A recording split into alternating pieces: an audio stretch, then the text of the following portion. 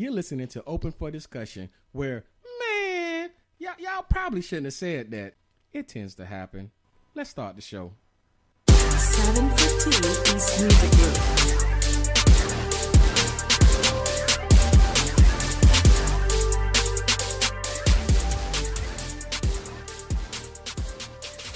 Welcome to Open for Discussion, where any and everything is on the table to be discussed. I'm your host, Albert, and with me, of course, is my brothers from another mother. I got my boy Diddy Rowe, a.k.a. whatever you want to call it.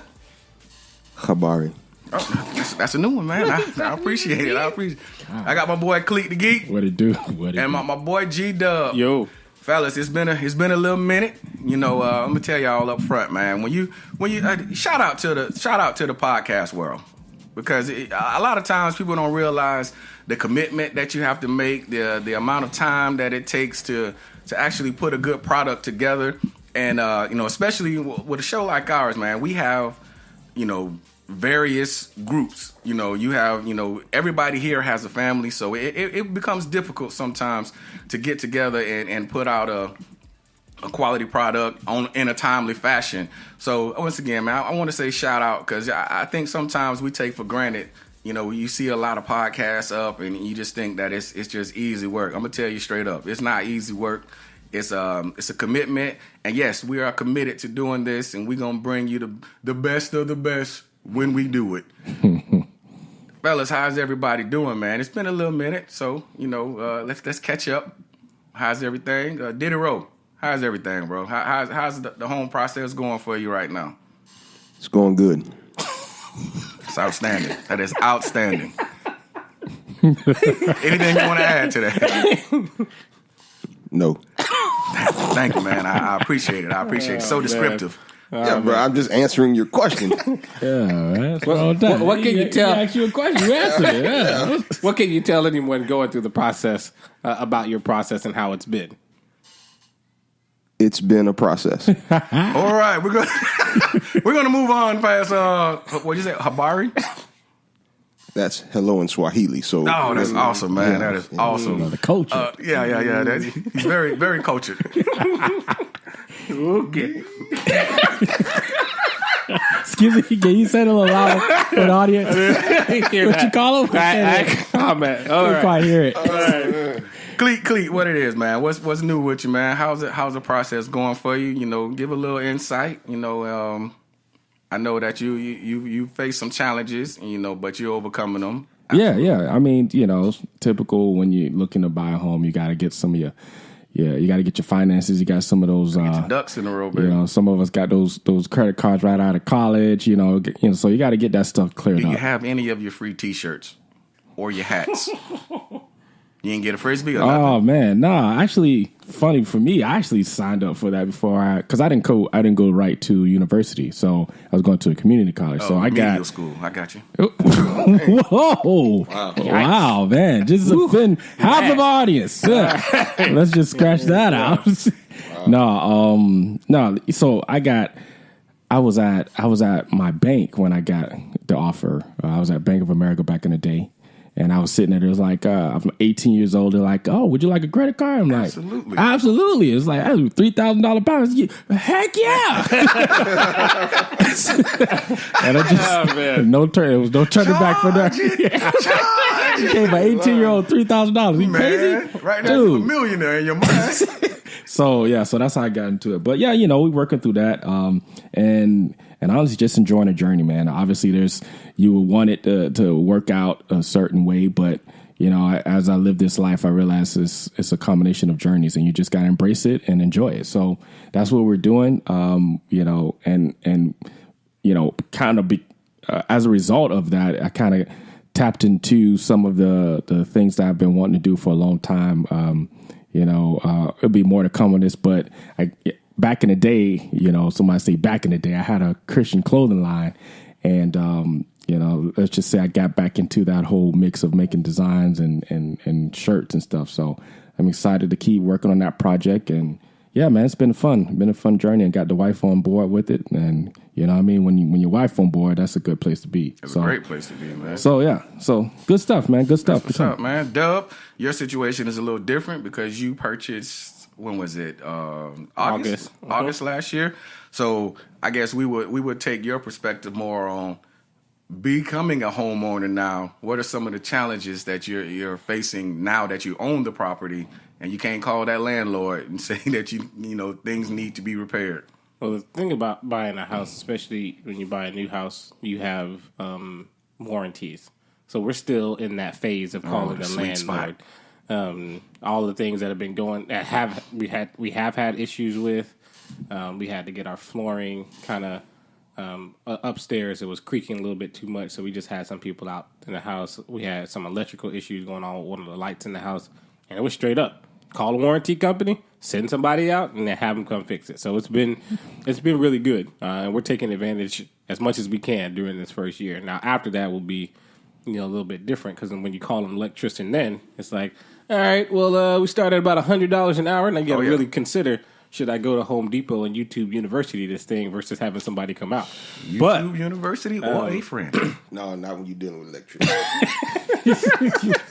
We won't see you no more. You're like, man, what happened to Buddy? Thankfully, I have a good friend that's an electrician who always be working in our neighborhood already. So I don't really got worried about electricity stuff. But yeah, you start to really think about that type of stuff. But we're still in that honeymoon phase. Yeah, It's a good phase to be in. Man. Yeah, well, we definitely we purchased the house that we're in. Wait, can you rewind that, Albert? I don't think anyone. I think you just kind of glossed over that. We made it happen, man. We purchased the house that we said we were going to buy, and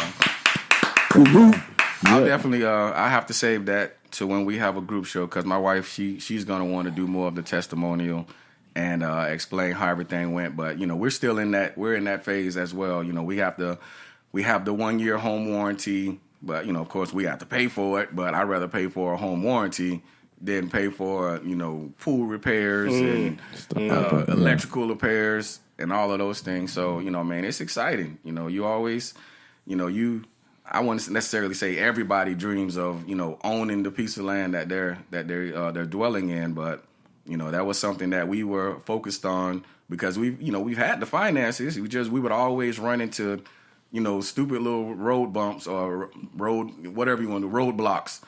And, we just figured out, we just decided that, we tired of this, we made the decision that we were going for it and we did it.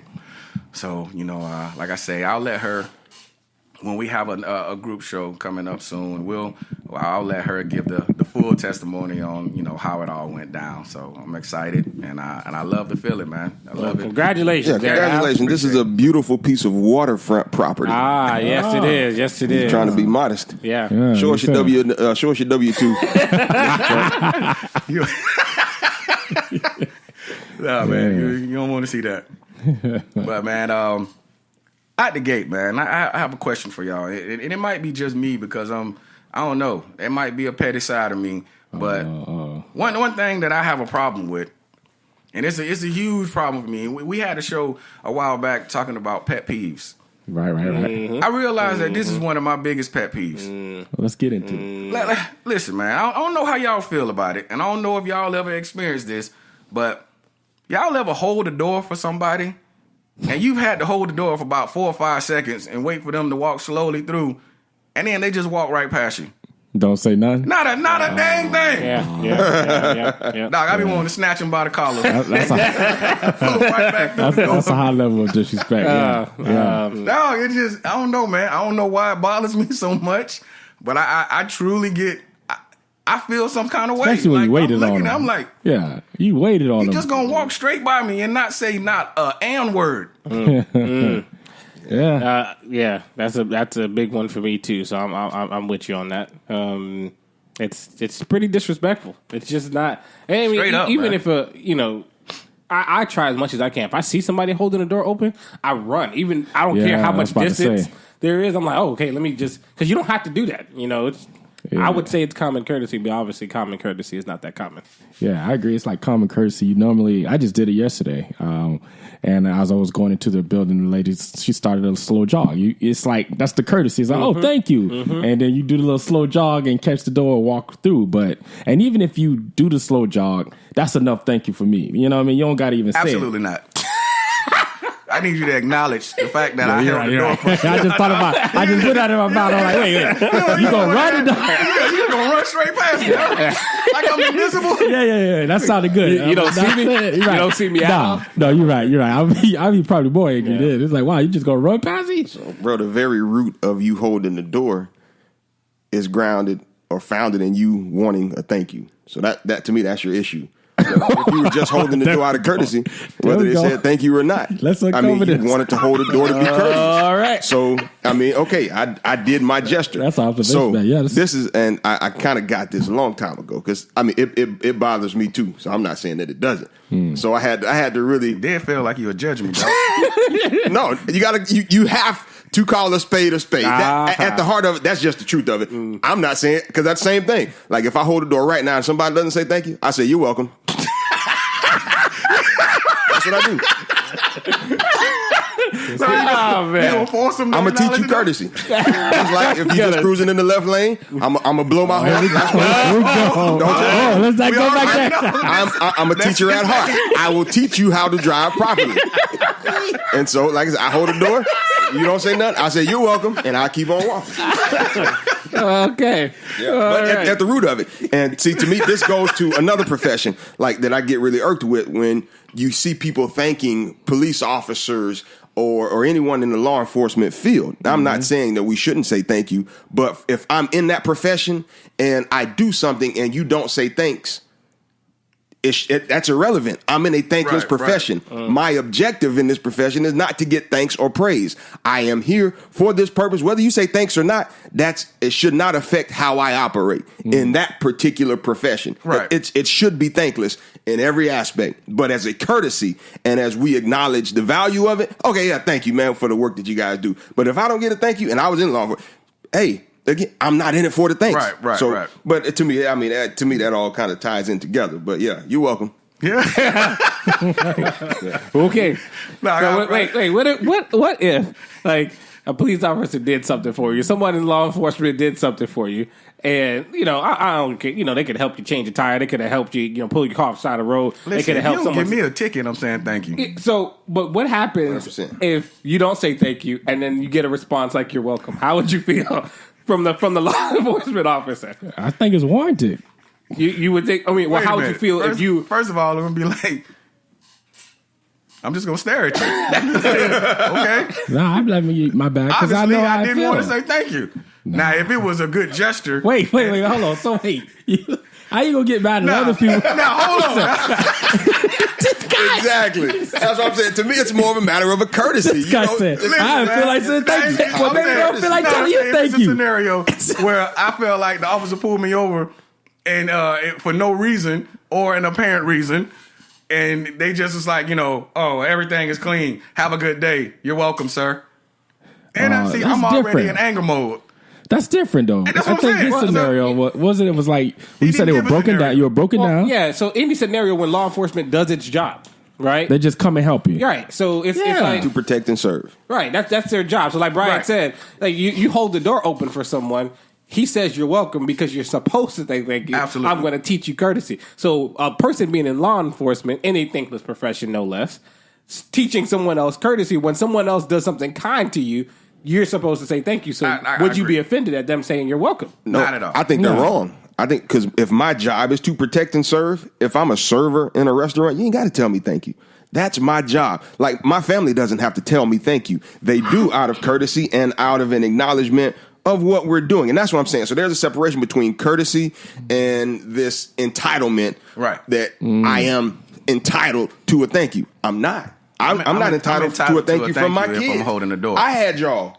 Y'all didn't have me. So it's my responsibility to provide certain segments. Now I teach you how to say thank you because there's a gratefulness that's associated with the act of being a father, with you being my child. So I always instill that in my kids, not to have an acknowledgement of what people do, of the things that you're blessed with, but at the same time, if they don't say thank you, I ain't gonna stop being their dad. Yeah.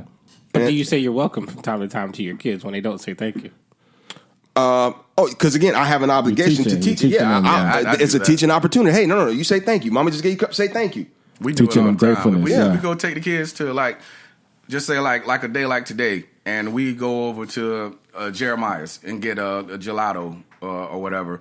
And well, we know what you're doing. they just called it off. put it out the atmosphere, baby. But you know what I'm saying? Like we go and then we give them, you know, everybody gets their little ice cream cup, and then they just start eating. Oh yeah. And then so everybody get done, and then they just want to get in the car. Yeah. So I look at them and be like, "You're welcome." Yeah. Be like, no, just because I'm your parent doesn't mean I have to treat you and all of that. Now all I got to do is make sure that you're clothed and you're sheltered, and make sure you got something to eat. Make sure you survive. Yep. So deeper level, when you're teaching your kids, right, in that same thing, do you teach them to say thank you to people who are in thankless professions? Yeah, I do. Yeah, I teach them because you're teaching them gratefulness. I teach them respect and gratefulness. Yeah, it's gratefulness. So gratefulness goes whether. Yeah, I was just say it goes whether you are. You know, it don't matter if someone needs to be thanked or not. Gratefulness is gratefulness. So that's what. What about you, Doc? Well, my kids say thank you all the time, and I make anyone in any particular case, especially when I'm around nieces and nephews and my kids. It's like, look, how do you ask? You know how to ask, and you also before I let it go, manners. You say thank you. Yes. Like that's just the same gratefulness aspect. But I'm just wondering if we're teaching our kids this, right, to say these things, why is it that we don't put that same onus on ourselves to be able to have that same courtesy to these people? Well, I'm not saying, you know, well, because we started by saying people. Let's focus on this. I'm just the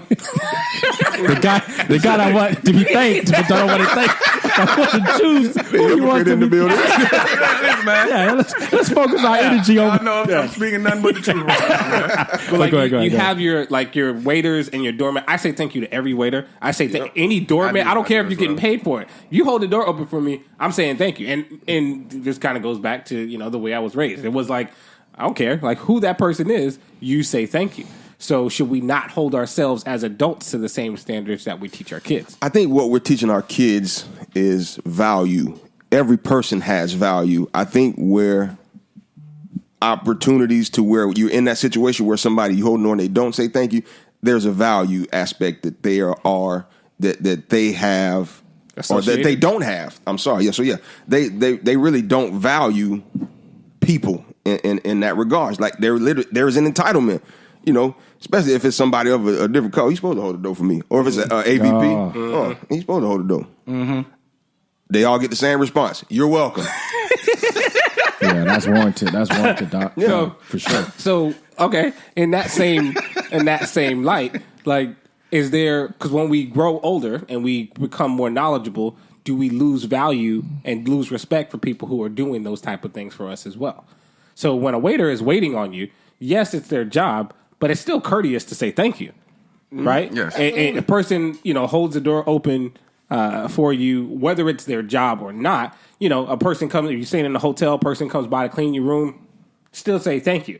But I think the stuff that we teach our kids to understand that value can sometimes get lost as we get older, when honestly, in some cases, we don't value that person or that person doing that act as much. So I think it's something that we should think about to say, okay, well, if I'm going to teach my kid to say thank you and to value this person and to be grateful, should we not be in the same position? Absolutely. Yeah. I think the two things have, you know, they're separate concepts. So one concept is there's thankless positions that people are in, and you don't have to thank people, or there's certain, or if you just look at the grand scheme of things, you don't actually have to thank people. But then the other concept of gratefulness says I'm going to be thankful regardless. I'm just going to thank, you know, it's my manners. It's it's the way that I, you know, my moral compass in a way, you know. Make it a habit. Yeah, it's a habit. So that's going to drive you to thank people who shouldn't be thanked and all the other stuff. So I think those two concepts, you know, if you're a person who are really big on the concept of gratefulness, then you're going to thank people regardless. But if you're a person that's not really a big deal to you, then you'll find yourself teaching your kids that, but you're not practicing that because it's not really big to you. You just know that, okay, I don't want my kids to be out here, disrespectful to people. But, you know, so I'm going to teach you this concept, but I I don't need it. I don't really live by it. So I think, it's a little hypocritical in a sense. Do I say that as I do? Yeah. Yeah. I ain't gonna. I'll leave that alone. I ain't gonna. Love you, mom and dad. Let me ask y'all a question, man. Let me ask y'all a question. How entrenched was your childhood with your parents saying that you have to say sir and ma'am to people, and also do you push that forward on your kids right now? Because again, we're 4 black males, and some family members would look at that as slave talk. So did y'all have a lot of that growing up, where, your parents entrenched in you to say, say yes, ma'am, say yes, sir, whether it was to them or to anyone else? So my parents didn't make me say it to them, but they made me say it to everybody else. Same thing here, man. So I didn't understand it. But my parents was yes, mom, or yes, mommy, and no, daddy. Like there was always the respect given on the end of a statement. You can't just be like, yeah. Or when you refer to the other parent, don't say she or he. Yeah. She, who is she? Like she, I mean, mommy. Him downstairs. Oh man! One of the greatest pieces of comedy ever. Okay? Bernie Mac's segment on Kings of Comedy. That's hilarious. If you haven't watched it, go get your life. That's hilarious. But yeah, yeah, that's big. Yeah, you make sure that you put pronouns, not just pronouns on this. You add their names, like you understand like who you're talking about. I have not done it as much for my kids to other people. I make sure that they acknowledge the person's name, not the sir or the ma'am. But if he's talking to his teacher, it's yes, Miss Kearns. If he's talking to Cleet, it's yes, uncle, or no, uncle. It's always putting that no on first putting name that basis right here.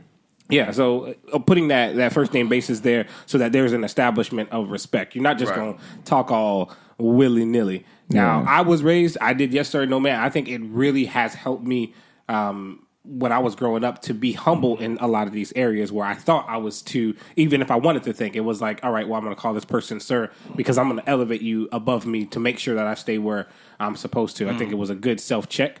But I don't know how to, and I'm learning as a parent how to instill that to have them say it every time because we're not going to have them say it every time. And even when I was growing up, it was more focused on when my kids, when me and my brothers were around 9 to 12, more than when we were like 5 and 6. Right. Yeah.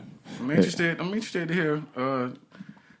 Diderot is very cultured, so he's a deep Southern. Was that Swahili as far earlier? as a family, and I'm very interested to hear the way your family portrayed it. They were from Oak Hill, by the way. My family, we did not have to say yes sir or no ma'am in my household, but we were widely acknowledged as being the most well-behaved kids in the entire city.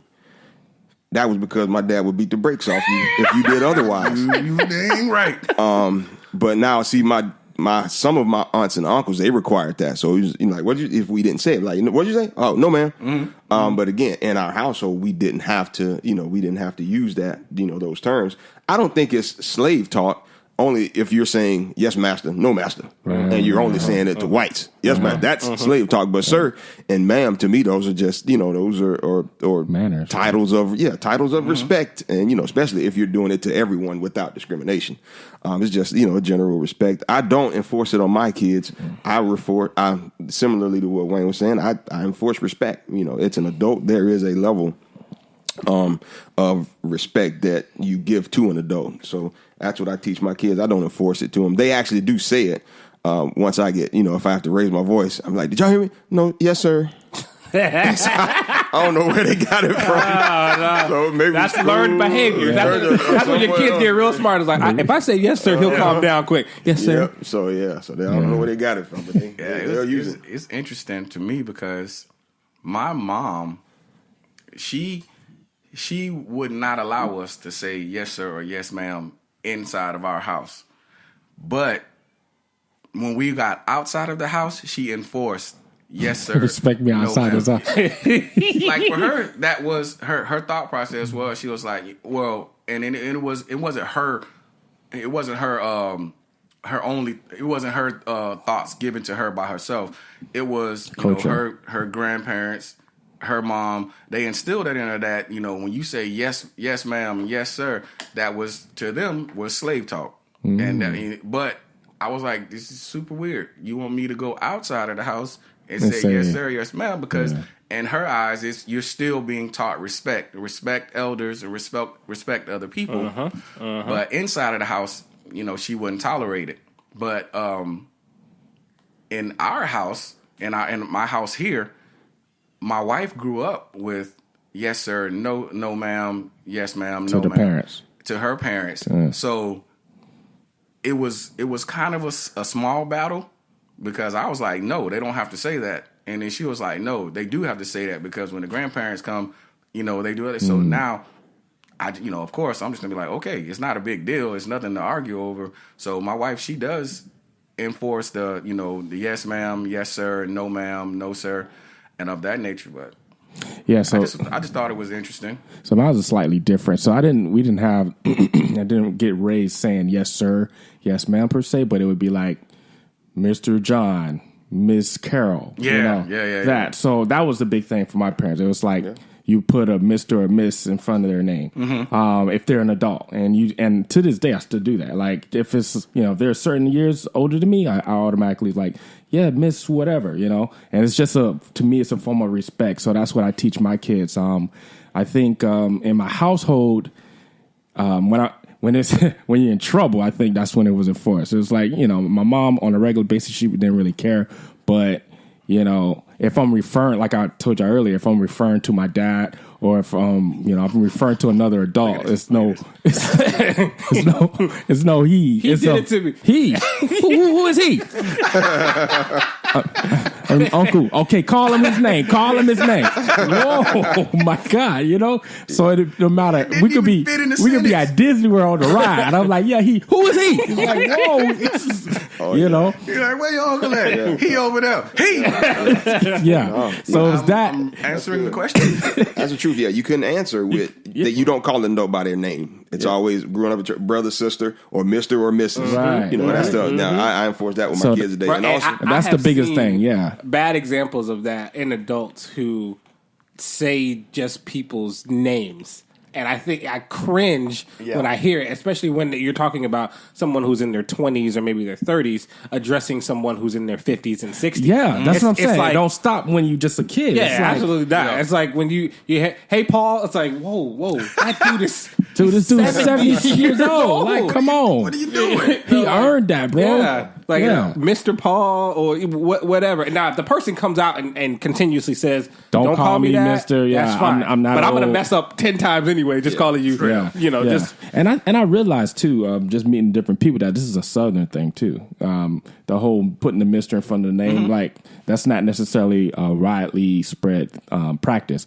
And the last thing I would say, my dad was really big on, and sometimes I think he was showing off in front of family, but that's a whole nother story. That's true. That happens. But I'm telling you, the moment I got around my aunties, his sisters, or my grandmother or anybody, if I didn't run and open their door, boy, I was gonna get knocked into the next room.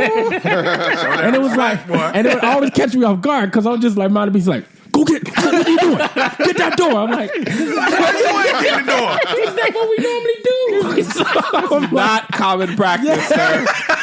But it was common practice around them. Yeah. Exactly. So that's another thing that bro, every time it would always throw me off because it'd be like, because they wasn't always in town. So when they would be in town, he would look at me like I'm embarrassing him. I'm like, bro, they in town once a year. Oh, man. How do you think I'm trained to know this? Exactly. You ain't even give me forewarning. Exactly. When they get here, prep talk. That'd be good. No prep talk. It's like, all right, look, man, this is how we gonna do. We go show up.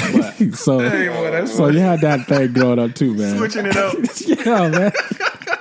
Let me know what it's gonna be, man. That's funny. Man. Yeah, man. I appreciate that, fellas. That was Just off. It was just an off topic thing, man. See, we can flow like that. Now I got one more off topic thing that for some reason it bothered me when I saw like my kids, man. My have y'all looked at the kids' school lunches nowadays? And the reason I thought about this is because my kids go to a bougie school, man.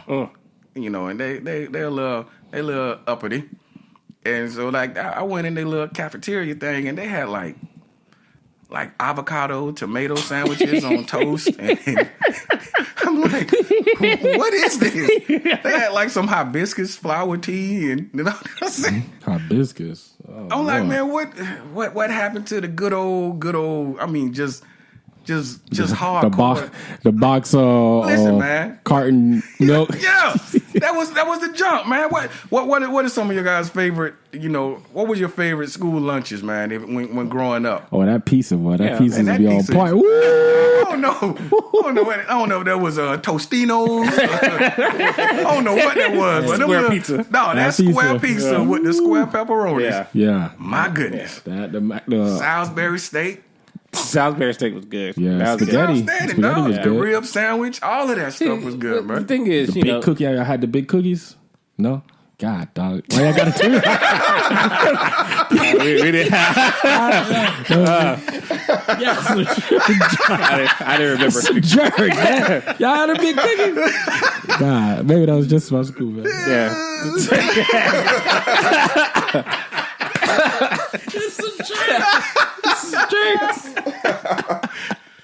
Yeah. Yeah. I mean, the pizza's probably and the Salisbury steak was good. And I think we had like a Salisbury steak and like mashed potatoes.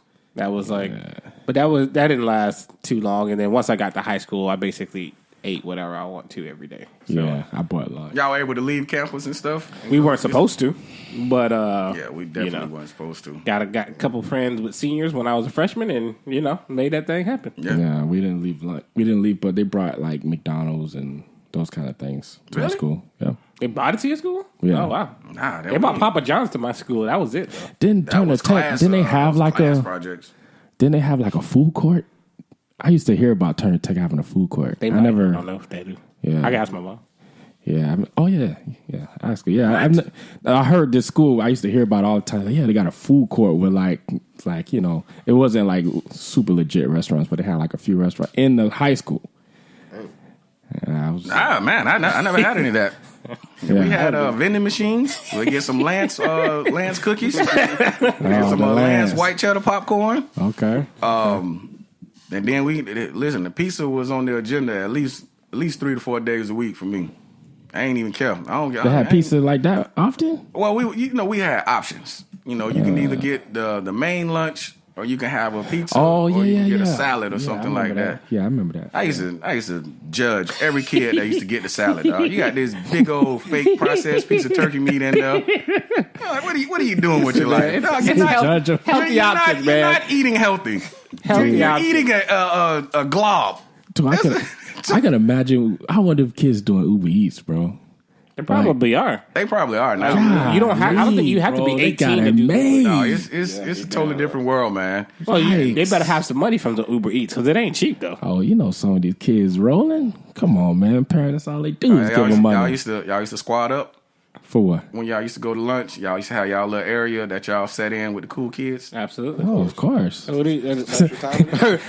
Lunch period was like the ultimate segregation, right? Like Oh. you just Completely, everybody went to their respective areas, and the moment someone crossed into your area that didn't belong, I was like, whoa. Now you got gang lines, man. Like, hey, man. It was who are you, ridiculous, man? but Who's you the know, new kid? Yeah, my school was super segregated. It was like just terrible for America. It's like the black area, the Hispanic area. It was literally just like that. And It was a microcosm of the world we live in. yeah, Yeah, man, seriously. it was. We naturally did it too, which was crazy. And then we would look at people, look at them over there. Yeah, you talk about the other groups. One of your friends, one of the friends over there hanging over It's with like, the what other. you- yeah, what you Look at him hanging over there with the white cat. The dude, he just living his life. He's like, look at He him. just look at him. hanging out with him, man. He talking. That's his neighbor. I'm sure that someone can do some type of fantastic study on lunch groups and the correlation to the world we live in today. No, it is it is the truest form of true segregation, and it is not even forced. It's just natural. Yeah. But that's our day. So I tell you, I was substitute teaching 9 years ago, and even 9 years ago it was different, man. It was this fusion, and this is evident today. Like that, not to say that there still isn't that going on in some place. I think it still is, but like I saw the mixture, man. I saw like I said, not just color, race wise, but just different types. You know what I'm saying? Like this, I saw this kind of thuggish looking cat hanging with this I wouldn't say a rocker dude, but he Skater was dude. Skater. There we go. Yeah, and then I mean a lot of that is because of Wheezy. So he's kind of brought that fusion, but it's more fusion. So I did see a bit of change of that, and I don't know if y'all remember the movie 21 Jump Street. They did a little play on that. They did the reboot. Yeah, and they show how it changed. How it evolved. Yeah. So. That is happening. It's not good. But in our day, it was definitely... It was very bad. It was very, very bad. No, that's good. I think, look at society, look at pop culture. Yeah. Now music really isn't segregated or segmented. No. I mean, pop music, I bump Bruno Mars. Yeah. Some people accused of appropriating black music. What a terrible accusation. I absolutely agree. But there is some validity to it because blacks have been subject to appropriation throughout the entire history of music. So, again, there are definitely some arguments, but, I don't think he is. He's not trying to take it for his own fame and saying, this is my music. Yeah. He's celebrating it. Yeah, and he says, this is where the influence comes from. Yeah, So let me exactly. let me ask always, you this. he On always that says topic, not to get off topic, but real quick, what do y'all think about Justin Timberlake? You think the same thing? Hate Justin Timberlake. Unequivocally. Do you think he appropriated it? Absolutely. I don't think he appropriates it. I think he has the luxury of appealing to a demographic that some other artists wouldn't because he's white. Yeah. So I don't think he's as skilled as Chris Brown or Usher or any of those guys. So I think, but to his nature, he's white, so he appeals to that white audience. Man, it's the same thing. Like it's the same thing. Like every one of us have been to the club before. Yeah. And every one of us, I can tell you, no doubt, have always noticed the one white girl that can dance. Yes. At the club? And it is not because or any dancing. dancing. But I'm just saying, anytime you will see hundreds of Hispanic black girls on the dance floor getting down, but you see that one white girl, and she'll be the one getting most of the attention. Everybody will crowd around her, or the white boy that's dancing, and then that's when everybody will be like, "Oh, okay, get it, dog, get it." I never really experienced that in the club, but I can imagine that. What an idiot! I gotta be honest. I've just never seen that. I've seen None the of the clubs I go to. I think it happens. Or went to. It happens across genres of music, and it also happens across categories and verticals. Because if in the look, like, let's take using all these big words. Vertical is a big word. Simply means industry, people. All right, so here we go. We have people like you go into the NFL, right? Christian, what's his last name? McCaffrey. McCaffrey. I was gonna say McAllister, but it's Christian McCaffrey. He comes out. You look at this dude, and he's getting a ton of attention.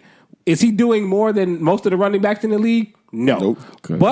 But he is white, and he is very good. I won't take it away from him. Fault. He is very good. If you're good at what you're doing, He's good in the NFL. I know he was good at Stanford. No, he is very good. No, he catches a lot of passes out in the backfield and makes a lot of people miss. Sorry, I don't watch the NFL. So go We ahead. understand. You're still under your boycott. Hashtag Kaepernick. But he's good. But again, there are probably 10 other running backs with lesser known names who have the skill set that he does that doesn't have the marketability that he does. And I think that is a challenge, but it's also tough for that person not to take advantage of what they've been given. Right? So like a Justin Timberlake, as long as you're not saying that this is my stuff, Justin Timberlake from the beginning has been working with Timberland hand in hand. Right? And Timberland is one of the greatest producers of our time. Mm-hmm. And the fact that he is continuously putting Timberland on the forefront or saying, hey, this is my producer, this is person, like he'll go in and do these exposés with him and Timberland making beats and stuff, and it's like, okay, we know, Justin, this ain't coming from you. Or if he's working with Pharrell, whoever, we know this isn't like your music, you were just the person who's on the top. Mm-hmm. Right? So I I don't like a lot of especially this most recent album, that this country whatever he had, but 2020 That goes back to the experience luxury. was pretty different. So again, I going never to a placed country. any blame on Timberlake. Right. Yeah. He's really an of- example yeah. of the benefits that whiteness affords in our society. And so, like you said, man, that's just that's not his quote unquote fault, but that's just the realities of the society we live in. But again, what I was saying, pop culture But he's has also now good, shifted. too. He's all right. He's not. Is he better than Usher? No. No. What are you thinking about? Yeah, trying to- Is he better than Chris? Wait. I was trying to think in what regard. He's not a better dancer. And- He's not a better performer. In any He's not a regard, better singer. I don't know if he's you not a think better he could play the guitar better? That's about it. He's probably a better golfer. He's not That's a about better it. singer. When we're talking about music, you match him up with Usher, not even close He's not a better comparison. singer. But again, pop culture, man. One of my favorite songs has been for like the last year is "Meet Me in the Middle" by Led Zeppelin. Led Yeah, Zeppelin. that's I'll be bumping. right. Yeah. Yeah. So and my kids, hey, play that again. So that's what I'm saying. So I think society, pop culture has caused a mash. Man, it's funny that we're talking about this. One of my favorite songs is Tennessee Whiskey. Okay. All right. So yeah, I don't even know what that I is. don't know Chris I'm in Stapleton, man. I'm in my car this morning. Yeah, I hate yeah. you guys. And so I'm getting pissed off because I'm driving down the road and I see these Trump. I see these Trump bumper stickers on the back of this big old raggedy like a 1980 something Ford. So I'm already in my mind. I'm already getting pissed like this idiot. I'm already formulating this dude. So I kind of let the window down, kind of inviting a little conversation. And I kid you not, I wish I had it recorded. This dude is rapping Lil Wayne. Straight up. I said, what in the... This has been happening for years. too. Straight up, man. Since So- UCF. Big Yeah, mud yeah, trucks, at least. man. I was like, he borrowing somebody's truck. He got to be borrowing this truck. No, bro. Matter of fact, the stickers were Trump 2020 and Hillary prison 16, like Hillary prison. You know they're talking like Yeah. prison. And he listened to the little Yeah. way. Hillary. It's not surprising at all, man. Not Like, only was he listening, he He's had rapping. the window down, paying man of prisons and all. I was like, yeah, Drive off though. it's not, especially with people right now. I don't know if he was a believer or whatever, but evangelicals making sure that they are taking their beliefs towards the conservative side rather than being towards the liberal side, despite what the candidate on the conservative side is saying. There is that intersection where people live, where it's like, I can listen to this music, or this is completely fine with me, or I don't have an issue with it. That's where the whole conversation of saying the N-word in the midst of songs, is that okay for white people?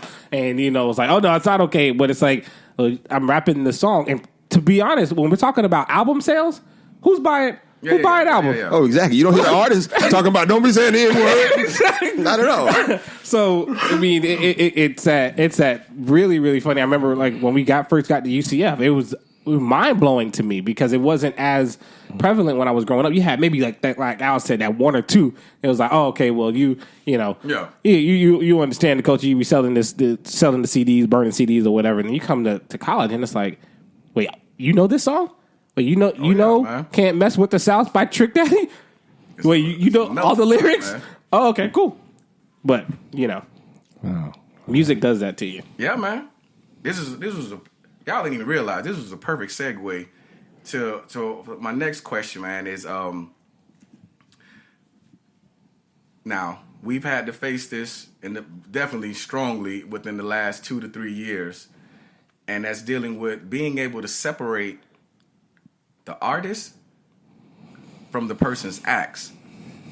Now, one of the two key people that I want to ask y'all about is R. Kelly And Michael Jackson. and Michael Jackson. Now, society would say that we shouldn't listen to any of this stuff, and we shouldn't want to strip them off of all radio stations and all of commercials and all of that thing. What are your feelings on that?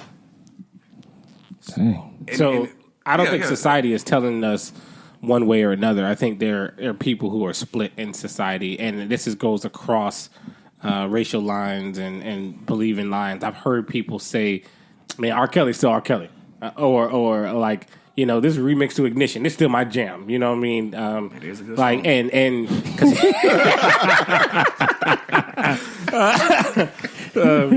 and I've even seen people who have been split who were like, "Oh man, we should completely just throw R. Kelly and throw R. Kelly away. R. Kelly is canceled, and still be jamming Michael." Like, oh, the situation is different. Okay, cool. So accusations are accusations. R. Kelly was found guilty in court of law for this whatever case he had. Well, he wasn't even found guilty. He went to court for it. Yeah. But I beat my case. I beat my case. Yeah. Right? So he hasn't been Spending convicted. a super amount of money. Right. He hasn't been convicted of anything. And yes, the R. Kelly accusations have come out recently with the Lifetime movie and all this stuff. And all of us know that a lot of that may be true. He hasn't been convicted. Right. Right? Neither has Michael Jackson. So technically they're in the same boat where when someone is accusing them. Now, unfortunately, Michael has passed on, but so he can't defend his name now.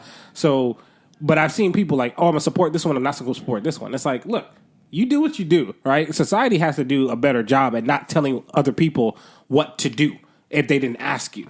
Like, if a person wants to listen to their music and you don't agree with it, go someplace else. Like, don't feel like you have to, hey, you shouldn't be listening to this music because of X, Y, and Z. Mm-hmm. It's like, that's your own personal belief. You know or you don't know, fantastic. Listen to your own music. Or if you're in a public space especially, you don't have the right to tell someone what to listen to. Now, if you're in your own home and you have an environment, like let's say you having a party, absolutely, you can say, this is my party, I ain't playing these songs. But I think that we got to kind of ease off of telling people what to do when we're not asked, and then ease off of people if they decide either way, because that's their decision. Right. Makes sense. So what's the question again? Hi, Cleet. Welcome to the show. Well, he took it. He dealt with a couple of different things there. So I want to get the question again. And the basis of the question is: are you able, at this stage in your life, are you able to separate the artist from the person and whatever the person's acts or accusations of acts that they've committed? Me personally, I can't. Okay. Now, I heard what Wayne said. I think that he has some valid points. I think for me, the thing that makes the two situations different, obviously with Michael Jackson, he's not here to defend himself. The other piece is there's, y'all can help me finish it. It's something is your state and something is your struggle. Your struggle. There we go. Struggle and state, right? So let's take two scenarios. The thing that makes me mute R. Kelly, not support his music, I took it off all of my stuff, it's because of the whole state and struggle situation. I think for me, if a person, through law, they found a way to beat their case or whatever have you, but they still show fruit and show signs of things that could be detrimental to them or that convict them of the very thing that they said they didn't do, then to me, you have some problem and you're not addressing that problem. And I can't support a person that's made that their state and not acknowledge it. Hey, listen, this is my struggle. I need help with this. I'm trying to work on this. Like, no, this is who I am, whatever, It's like, oh, I just do this. You make excuses every time, it's brought up, or you have some other reason why you keep finding yourself in this situation. And I think another reason he's been able to masquerade this long with is because of the devaluing of the black woman on the main stage of America. That's a whole nother conversation. I think if it was another race of woman, this thing, he would have been under the jail. So that's a whole nother conversation. I think that's the only reason he's even has a second look at anything. So it's the devaluing of our black women. So now Michael Jackson's situation, once again, he's not here to defend himself. He's not here for us to observe to see if this is something that is similar to R. Kelly. Now when he was here, he denied it, and they weren't able to prove it. So you're left up to waiting for more evidence, or looking for more definitive things to say, hey, this guy actually did these acts, or these people are after his money. And I hold him to the same regard, but I haven't stopped listening to his music because there isn't complete definitive evidence that this is what happened, and nor is he, and from my moral standpoint, nor is he here alive to be in a place where it's like, yeah, I have these issues, but I keep putting myself in this position. So God forbid R. Kelly dies within the next couple of weeks. Does he still get held to He's that? already showed me that he's putting himself in this position for the last 20 years. He keeps doing it. But he hasn't been convicted of it. So what you're seeing is people's accusations of him doing it. No, it's no accusations. If you're hanging around high schools, if you are continuing to have interactions with younger women at that age, that's my moral issue with you. It's not if you did it or not. It's why you're dealing with young women at this age. So that's the same thing with Michael Jackson. He's inviting children to his home. That's what I'm saying. So that's what I'm saying. He did. So that stuff happened, and I don't agree with it. Right. So because it hasn't been convicted that he actually did anything with these kids, and he's not still doing it. I can't say, well, this guy is sick and he just doesn't want to deal with that. So I'm going to ban this music. He's not here no longer to allow that to continue. Right. So now we're left with finding out so my stance is once I find out that something actually happened, then no music. But you didn't find out anything happened with R. Kelly. You just said you were But he's continuing in it is my thing. Right. So I said, I've seen him do it. Right. So if you haven't experienced him, So let me just make it plain. If Michael Jackson was still alive right now and he still had people coming over his house, then I would ban his music. But since he's not alive, now I'm waiting to find out more information about it. Okay. So in 5 years, R. Kelly's, God forbid, nothing happened. 5 years, R. Kelly's gone. He's no longer here. He's no longer doing any of those activities. Do you support his music at that time like you do with Michael Jackson? No, because because of the information I got right now, I've decided not to listen to it anymore because Do of you what I believe got right now. in the penal system? The judicial system. Yeah. Thank you, man. You're using these words. That's a really good question. Nah. That's a really good question. Because the reality is, what we want as black men is the fact that those facts aren't clear and they're not shady. Because when we go to a court of law, we can get convicted off of something like that. When someone says, you were here at this time. No, I didn't see the two of you together, but you're going to get convicted off the fact that there was association.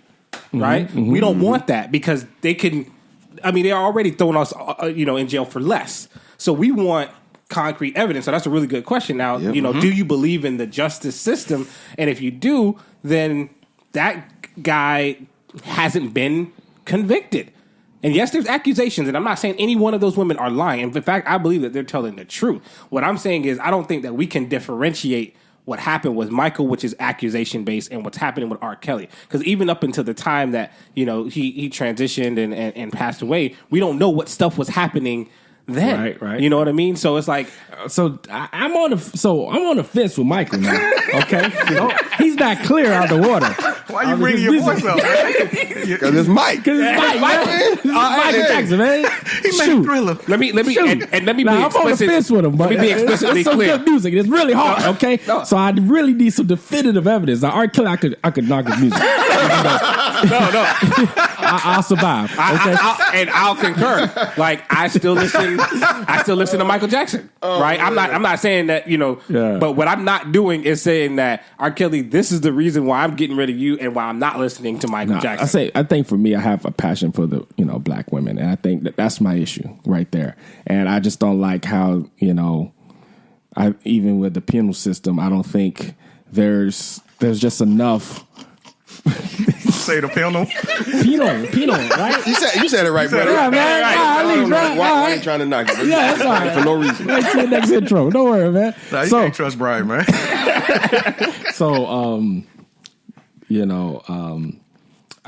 that's my issue. I think they don't take it serious enough, and I think he's benefiting off of that. Okay. And that's where my qualm is. Let's just call it a spade. This is exacerbated in the black community. Cleet doesn't know what exactly. Without a shadow of a doubt. Because in popular society, we extol Thomas Jefferson. We extol the first 20 presidents who owned slaves. Absolutely. Mm-hmm. We don't even, without regard. Mount Rushmore, they on our money. They are the pillars of this society. So we have no issue in separating the good deed of Thomas Jefferson for writing the beautiful words of the Declaration of Independence and delineating the fact that he owned property and raped women. So we have no issue in delineating that. He's still celebrated, but now at the same time, you got a person who's as talented as R. Kelly and Michael Jackson, who may have dealt in some improprieties. Now all of a sudden, we got to throw them away in totality.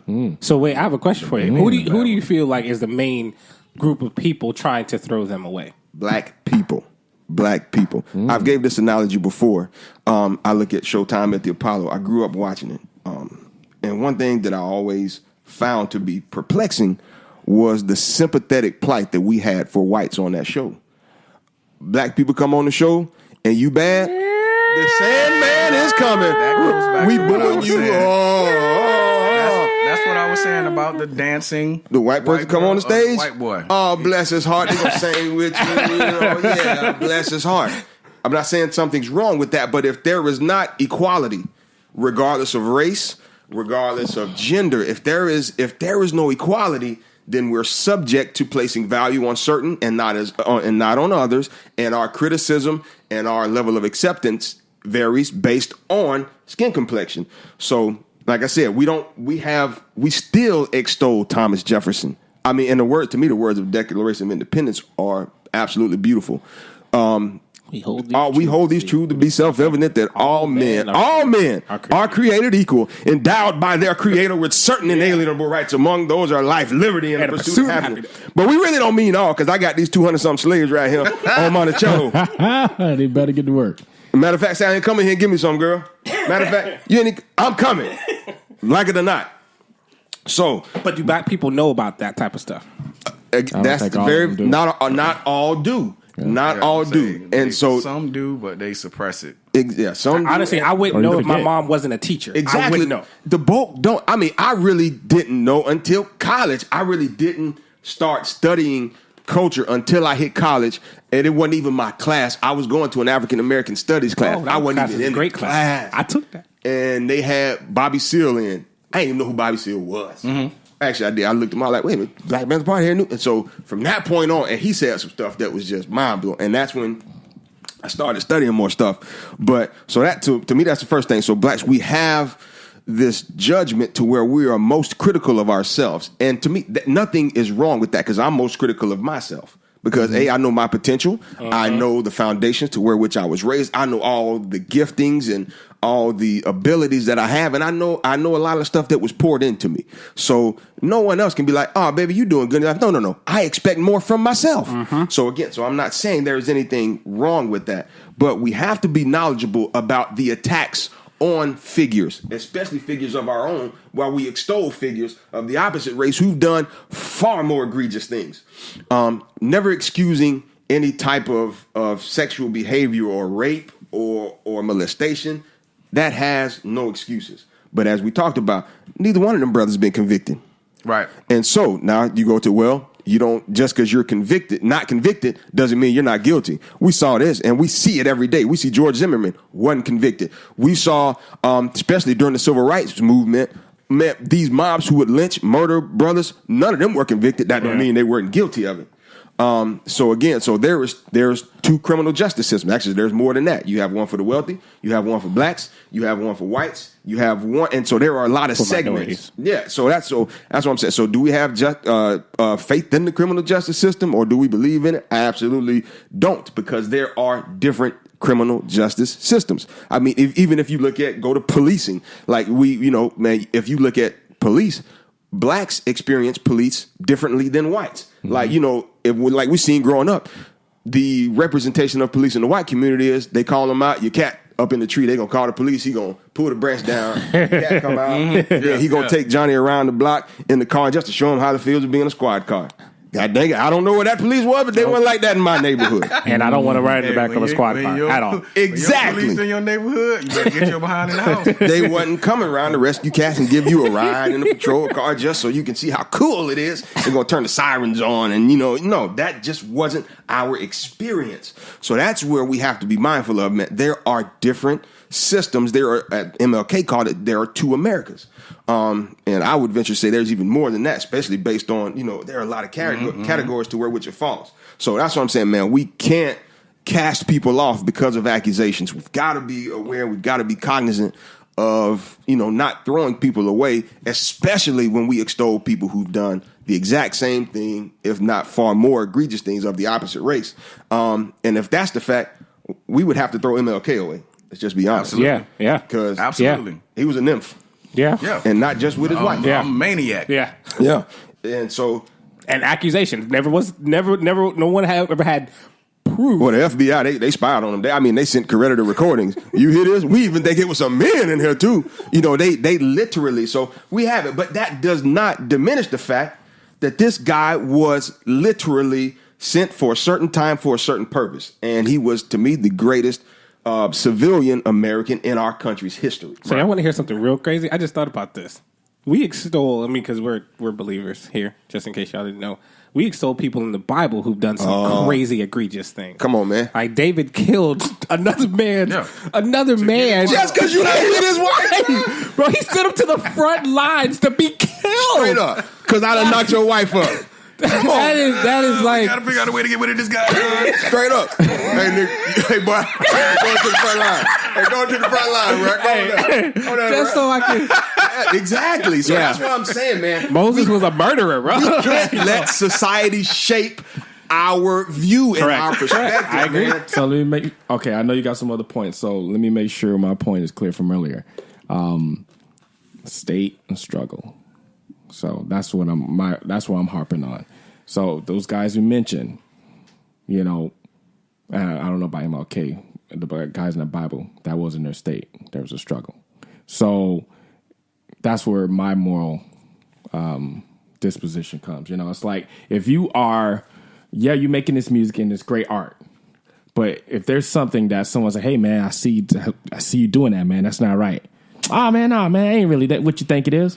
So I think this is very tough because we don't know where R. Kelly is now. Yeah. We don't have we cannot put what media has told us about his situation and make that truth for us. So if you had a conversation with him, yes, I agree 100%. Like, bro, I can't roll with Big you. Facts. But Big facts. So we gotta make sure that we are don't have enough information to say that it's a state. To me, that could just be stupidity. Like, Yeah. To me, like O.J. Simpson.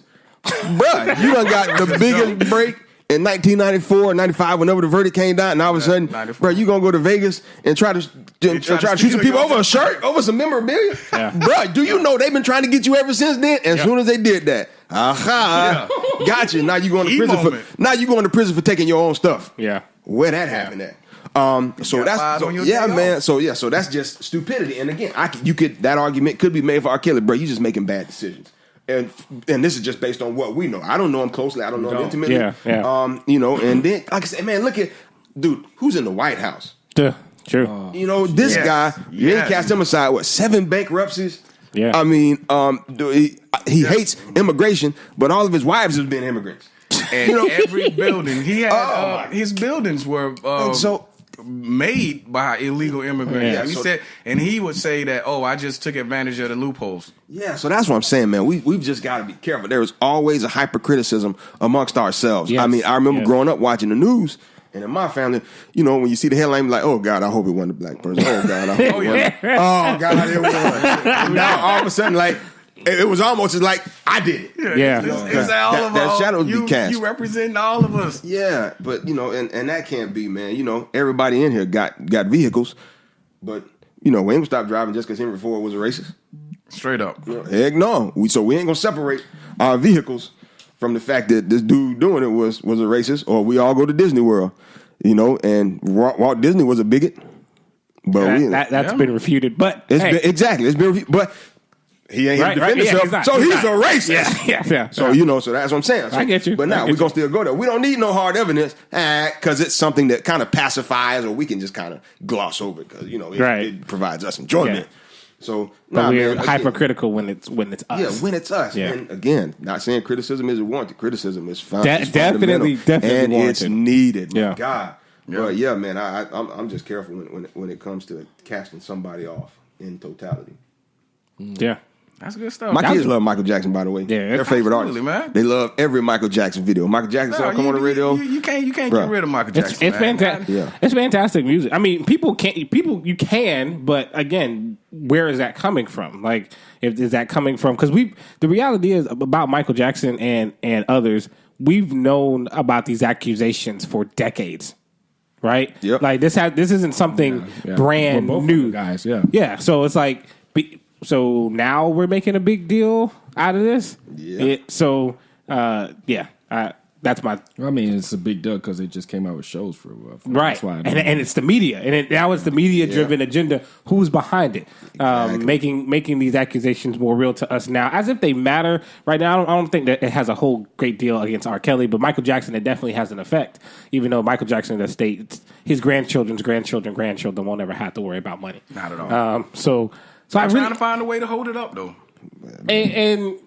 Yes, and then this whole thing comes to money. Like, oh, why is someone secretly behind this? Because they want that money. They want that. Yeah, I'm following the suit. control. The two guys, one of the guys in the Michael Jackson case testified of his character or something before. Now all of a sudden, Yeah. he molested me. He did. I know he did. And we forget that. Wait a minute. A couple years ago, You were the one defending him. you literally. Yep. And so, yeah, man. Follow the money. Money, man. Follow The money is we are that capitalistic So, society. Cleet, are you? Can we get you to bump just at least one R. Kelly jam this week? I don't know. I gotta. Yeah, I mean, You need to reevaluate yourself, I definitely son. need to. Shut it. Hey, don't let them bully you, bro. No, I mean, y'all made some valid points. I think I can't draw a full conclusion based off of the information I have. But once again, that whole, I just think, I think the thing that really bothers me the most is the imbalance between the further they go to war for females of other races, again, black females. So that's the thing that got me enraged. Gotcha, man. Well, this is interesting because after the documentary, FBI got involved. Right, the FBI wasn't involved before. No, it's moving. They moving. That's Yeah. what I'm saying. But I just think It just took so it's long. dude. But so 20, it's- 20 I agree- years, I bro. agree with People what you're been, bro. All these stories, people been talking for years, and it's like it took a show to finally get you guys. Like these people have been telling, yo, this guy's doing stuff. So this is the criminal justice. bro, it's clear. Aaliyah, bro. Oh, this yeah, dude yeah. was Right, with they got- Aaliyah They in got- national they got- TV. Now look, They have records on. It's So- records, bro. You married the girl at 15. here is the challenge that I see. onus on the parents though. Before This is, you get bro. You got to. I'm literally getting into my. You I'm got like, to. look. First of all, if anything, in Jesus' name, it won't. But I promise you, if anything ever happens in London, this will be a global scale. I don't care if it's a person next door. Everybody will know. I will blow this up. So I think I put a lot of onus on the parents. You will not stop me. There's nothing there's not an amount of money that you can do to stop me unless you're saying that what I'm doing right now is going to land me in jail for the rest of my life. I will never stop because that is something that is just so Right. I But that's just what will never some stop. of these parents are doing. So They're going. They got a show made. Well, they for got a their show efforts. Yeah, and I definitely applaud them for that. But what I'm saying is, in terms of the system itself, like how do we? Justice system cannot convict without evidence. And when you are going against someone super high profile and all you have is accusations, we don't know what the inner workings were on like how these investigations started. Was there a police report opened up? Did they say, all right, nah, we're not going to listen to you. You just like how this whole thing worked. Was R. Kelly paying people off? Right? Like we don't know how all of that kind of played into it. So it's tough for me to say, okay, well, it just took them, all this time. I'm glad it picked up steam. Now they got evidence. From whatever they did, they got together, they got this TV show made. Now there's some physical evidence. They were able to put this dude in jail for a little bit of time. Yep. You know what I mean? So it's like... Well, not because of that. It was child support. That was enough to be able to uncover this area. Because that wouldn't have been there had the documentary not been made. They're not even paying attention. Bro, there's so many people doing crime around here way more egregious than R. Kelly. He's a name now, right. and sometimes we equate names to getting away with crimes, but like there's just a lot going on, and I think that we need to have more of a passion, especially with the parents, to say, look, we got to figure out how to get this like out there, petition, going door, whatever it takes to make something like that happen. I would say they could have very well been doing that. They could have, They could have. Just finally. They could. They literally. They could have been like, "This has been a 20-year struggle." Yeah. They could have been like Chicago PD, the Illinois, the FBI has done nothing in 20 years. So we fought, and we tried 100 pursuits, and this came And to I think fruition. I did some of it. I mean, I didn't watch the whole I don't thing. know. I watched the first one, and then in the first part, Yeah, I that haven't was watched some it of at it. all, man. People have Same been at here. it for years trying to get to this point that it got to now. So It's hard to fight money. I know when you're Yes. saying that the criminal Yes. justice system can't convict without evidence. Oh, they can. We've been convicted without. So that's what I'm evidence. telling you. I think so the parents, I it's- think they've it's been doing money. that, but it's like it gets to a point where if people don't care about the victim that much, Right. then Well- they don't. Then it's just like, okay, yeah, just some black woman. Okay, yeah, she. But see, that's not what Brian is saying. Brian is saying that what they were fighting was it wasn't the victim, so to speak. Then it was R. Kelly's got the money.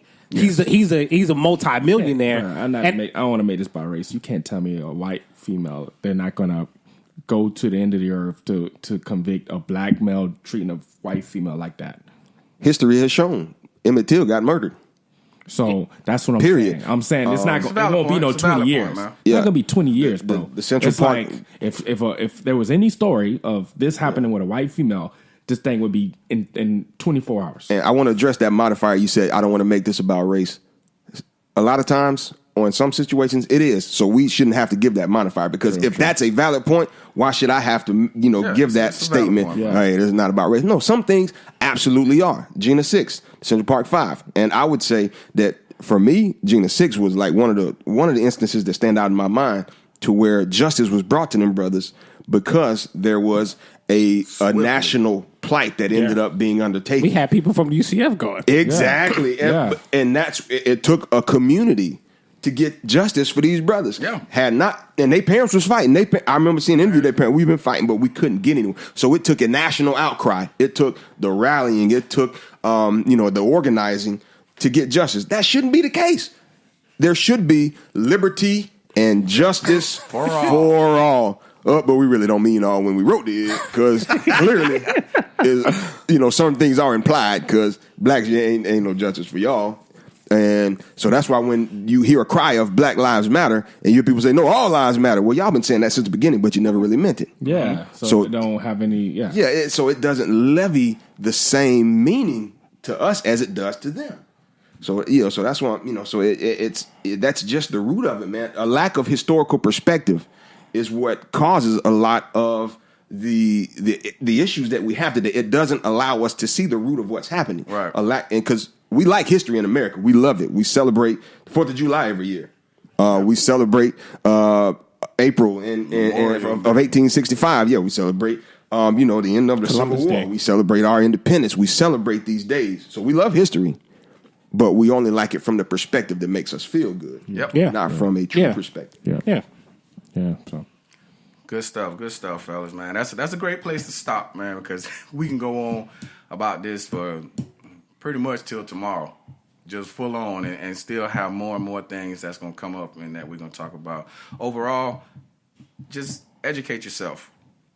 Find out, if you're going to go with your own opinion, be cool with your opinion and stand firm in your opinion, but be able to articulate your opinion as well. Don't just go off of the popular opinion and what the media and what TV or what the newspaper or what the internet or what your best friend or what your pastor or your mother or your father, what they say. Study and find out for yourself. For me, Did you study the R. Kelly video? I did not. yeah, I hope not. I did watch the Chappelle skit though. Tyler, there's 4 of us in this room. What did that video come out like? 2004? 2004. Yeah. So Was I? I remember it was a lot. Yeah, bro. I mean, I saw it. I was saw like, "That's R. Kelly." Yep. Yeah, that's R. Kelly. Yeah. I saw snapshots of it, like when they show, like would show when clips they or show something. pictures of it or still shots. Yeah, yeah. And I was like, yeah, that's him. That's definitely Listen, man. I just had to leave it at that, man. Just like, yeah, that's him, man. But I don't know, man. I don't know. They Oh, that's they the other thing I Photoshop it, didn't man. bring Good, up. yeah. But there was footage, Right. So and they didn't have that in Michael. So, but we don't have to rehash that. But yeah, Yeah, man.